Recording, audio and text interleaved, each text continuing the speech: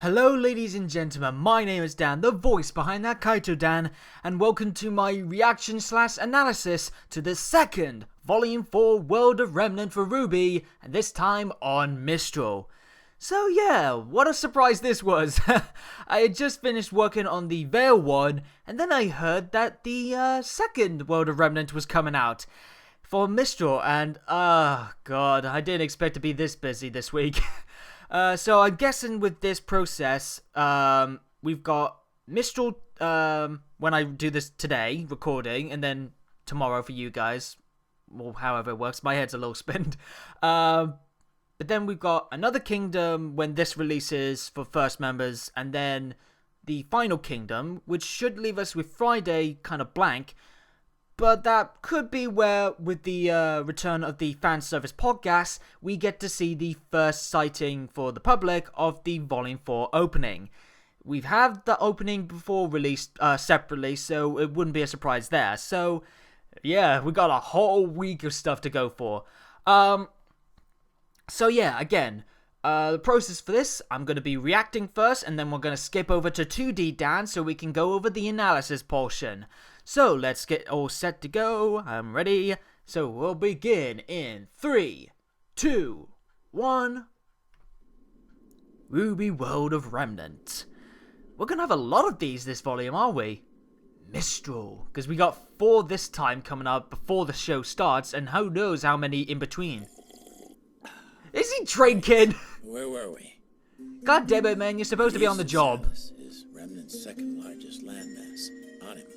Anima. So we have got another continent name, but again, I couldn't pick that up. 4 kingdoms, Mistral has the most controlled territory. Turn my volume up a bit. Meaning you'll find a wider variety of ecosystems and lifestyles. Sounds like Mistral's a bit of a hot pot. This place is something for everyone, for better or worse. There's a lot of different environments there. Asian culture, nice. At least it looks like it by the buildings. Architecture, theater, all the things. They're very cultured. I love it. But its lower class has got a fame of its own. Oh, it's got a dark underground. Biggest black market on the planet. Black market. Something that's hard to find. Got someone that's hard to kill. They can cool. Provided you've got the And this is where Pyrrha comes from?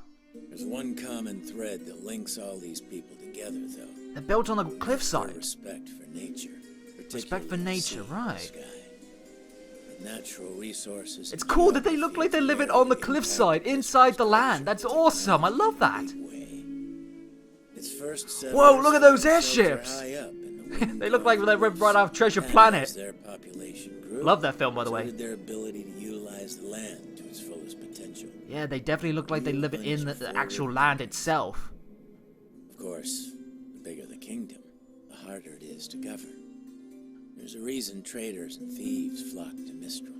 The main city's right under the council's eye. Council's in the main city, right. Places like Windpath and Kujinashi start Windpath and Kujinashi. We got 2 names for actual smaller villages. In Mistral. Where's our foreboding? That's why you gotta know where to look. There you go. Again, there always has to be a little bit of foreboding at the end of every World of Remnant. So yeah, that's an interesting place, Mistral. I love it. I love the Asian culture, and I love the fact that it's got a good and bad side to it. But yeah, that's it for the reaction part. Let's see what I can get out from a second watch and with some more analysis. Stay on the other side. Welcome to the analysis side of things, folks. Let's dive into this with once more talking about Crow. The dude opened up the video with a drink. More proof as to why I'm loving that we've got him as our narrator. Though again, it's hard to tell what he calls the continent that Veil is on. Last time it sounded like Sarnus, this time it sounds like he said Savis. Still no official word on the real name, and hopefully that does get cleared up soon, alongside the continent that Mistral is on. It seems like here Crow says Anima or Alnoma, but again, till official clarification comes, we can't be too sure. But yes, we're focusing on Mistral here, quoted as the most controlled territory too. Pretty much means that the majority of the land is in human control and not left barren to the Grim to reign supreme. Plus, it also gives the kingdom a wider plate for many ecosystems and lifestyles to mix and match throughout the kingdom, making Mistral a sort of hotpot for cultures within its large grasp of the land. A land that itself looks like a mashup of various things, like an icy area, a desert or a wasteland, mountainous plains, and a grassy area to the west, though we know that this area is a swamp after Crow mentioned it to his nieces in Volume 3. There's no mention at all, by the way, of the kingdom's schools, haven or sanctum. This was all about the kingdom as a whole and its unique aspects. The kingdom itself is extremely exciting to see, with its morally different landmarks within.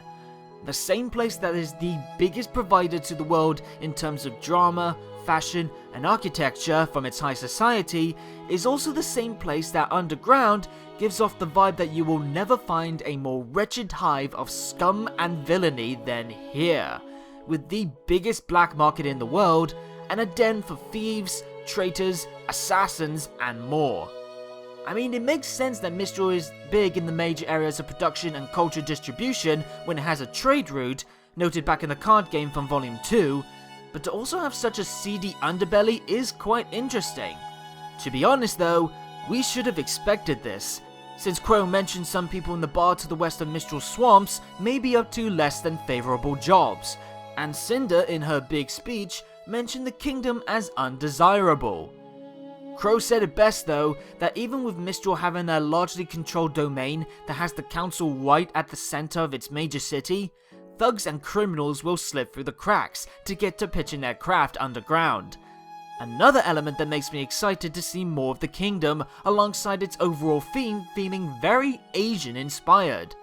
We got similar styles, buildings and structures, Eastern inspired names, and the populace mostly wearing Asian themed clothing like kimonos, robes and stylized masks.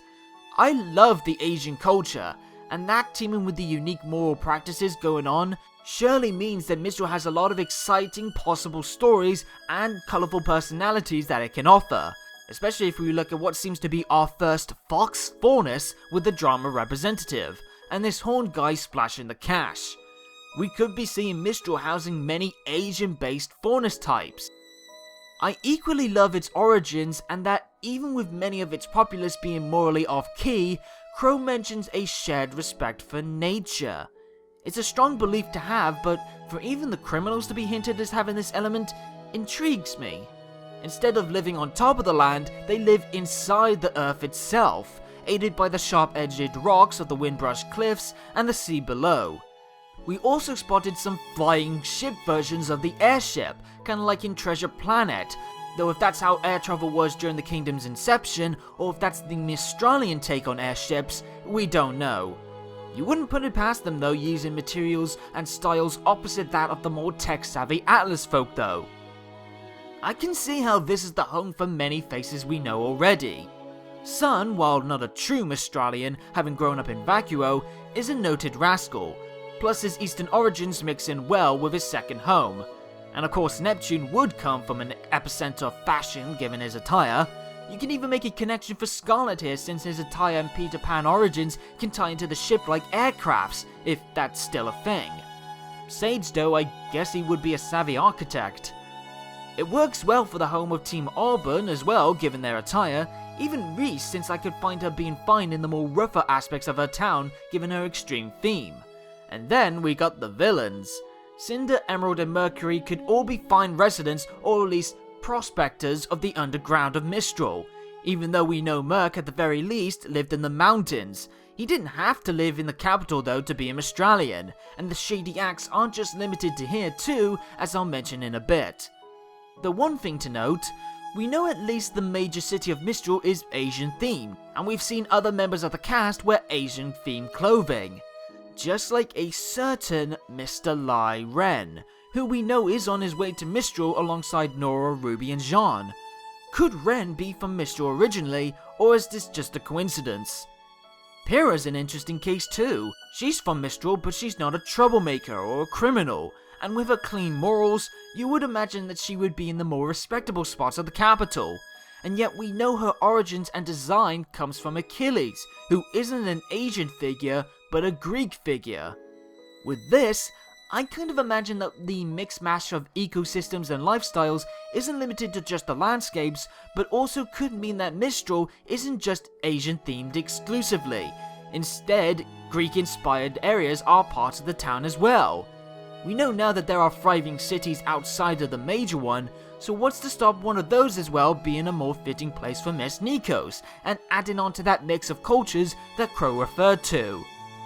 In fact, we even heard 2 named cities in this video as well, one seemingly called Wimpath up in the north, and the other Kujinashi in the south, again without any official confirmation on the name or their spellings. Curious that we've got names for these 2 though, since we didn't get any for the coastal cities that we got highlighted for in the Vale episode. Could that mean that these 2 exclusively will be notable destinations we'll see in the main show? Both don't seem to be of the good moral types, given the highlight, and following the word on the council's authoritative grasp weakening with so much ground to cover, a lot could go down in the kingdom since Team Ranger is going there following the enemy's trail, as well as Adam given his past mention of the area. That's a lot of trouble for a place that's already got some skeletons in its closet. And that's it for now, folks. Overall, I'd say this is my favourite of the 2 World of Remnants so far. Yeah, that could change easily, but to finally get a solid introduction to a brand new kingdom's culture, themes, and more is something I've long wanted, and it's high time that we did.